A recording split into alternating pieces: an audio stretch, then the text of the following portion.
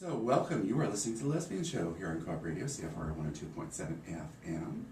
And it's the room full of schoolgirls tonight. So Michelle is a burlesque dancer for the troupe. What's your troupe? We are called the Sparkle Pussies Burlesque. And this is Lisa, owner and founder of Rhizome. What happened was originally there was just a gay radio show, gay and lesbian radio show, called The Coming Out Show.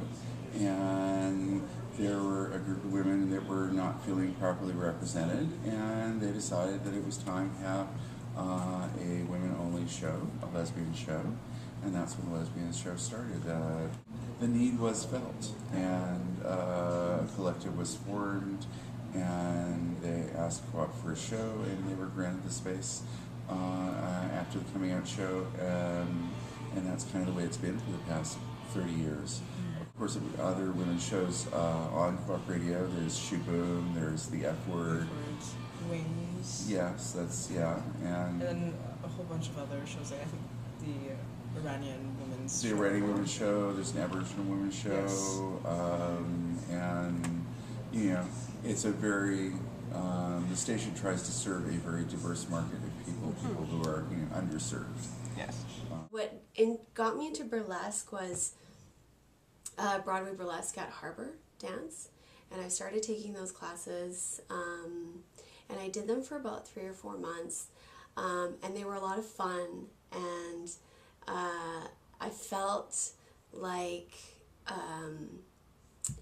it gave you an opportunity and a space, a safe space, to really kind of channel in your inner diva.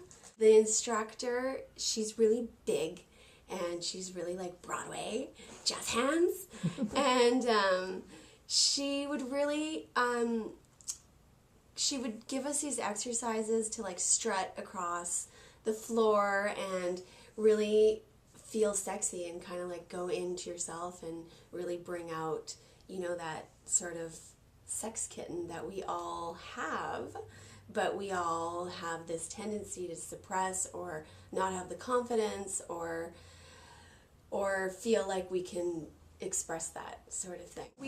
My partner Vanetta and I started this space almost 5 years ago, and this for her was really a lifelong dream of creating a community space that could really be a living room for a lot of different people and could be a very diverse space in terms of race and ethnicity and age and sexuality and all of these things that we find often that there aren't spaces that really are intersectional that way and diverse in that way.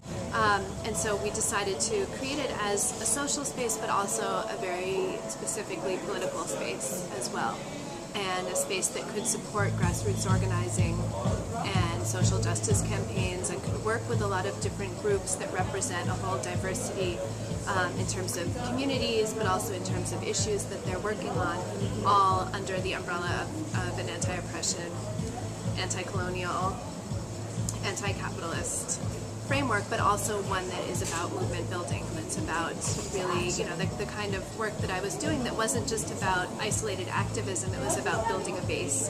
In San Francisco, it was a base of immigrant women fighting for their rights, and here it's about working with different groups that are doing similar things. I think it is positive. I mean, we're still on air, right? People do listen. I'll admit that Co-op doesn't have the largest audience in the world, but we serve a purpose and we connect to a section of the community that nobody else does. I mean, now that we're, you know, on the web and always available and archived, there's some interesting stuff there. A lot of the feedback that I get is, oh my god, that was so amazing. I just couldn't do that. I just couldn't take my clothes off. I couldn't get up there and show my body or be naked in front of, I just couldn't do that.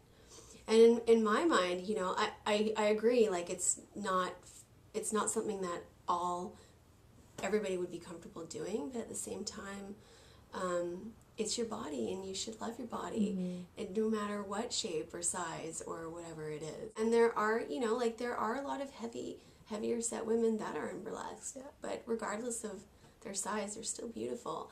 And a lot of the times it's, you know, what you're expressing on stage, not necessarily what you look like. It's what you're actually expressing from your heart and your soul. Yeah. And that's what performing is. And that's what, that's what it's all about. The response was really amazing, and from all different kinds of groups, from women's organizations, but also youth organizations, and from queer organizations, and Aboriginal groups, and elders, and all sorts of folks who have really made this their space also, and have used it for a lot of different things, and really feel some ownership of it, I think. And for us, the lucky thing is that we moved here not knowing how people would respond to this, and we sort of started talking to people and they said they would use it, but you never really know what will happen until it happens. I guess music-wise, we try to aim a lot for Canadian content, especially, and preferably locally. I think we've been an important part of promoting music, local music and local women's culture in the Vancouver scene for a long time, and I still think we play an important part. I think we have an important role to play. So I think, one thing is that it really is defined by its politics. When people approach us about wanting to do events here, we ask them to submit a proposal, and we choose events that we think are a good fit for the space. So it makes it very different than like a hall for rent, or a place that you could just call up. And sometimes people say, how much does it cost to rent out your space? And we say, well, we don't do that. We collaborate with groups that we feel are a good fit for us. An example. We do a lot of film screenings and discussions, a lot of panel discussions. We do a lot of book launches, fundraisers for various things. We do some social stuff that's just fun social stuff, but that really is focused on marginalized, in quotes, communities and community building. We'll do performances that are, again, about voices that don't usually have access to airtime.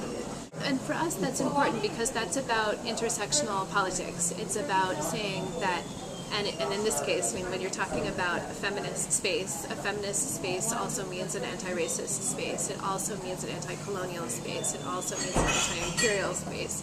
And for us, creating a space that is defined by intersectional politics means making sure that different issues are related and that we're building connections between the two. People are learning. Comparing us to other restaurants, it doesn't. We rarely even call ourselves a restaurant. We call ourselves a community space because the way we do things is different. It's not about bringing through waves and waves of people to have dinner. It's about prioritizing a queer youth event where maybe everybody's here for 6 hours and only drinks pop or something because it's it's youth. But that's important to provide a safe space for queer youth. So I think that makes us really different because we're guided by those principles rather than seeing them as something that's added on as like a charity kind of thing. It's more about how we identify and what our role is in the community. Ballet and salsa and tango and jazz and hip hop, it all is structured, or it all has there's no structure to the burlesque. Yeah, there's just there's moves and there's techniques that are... It really seems like it's all about having fun. It is, completely. Yeah. And it's really creative, and it allows you to go out there and be creative, create a character, and it can be anything that you want. It can be sexy, it can be funny, it can be... So it's given you a voice within that completely performance. Totally. Mm-hmm.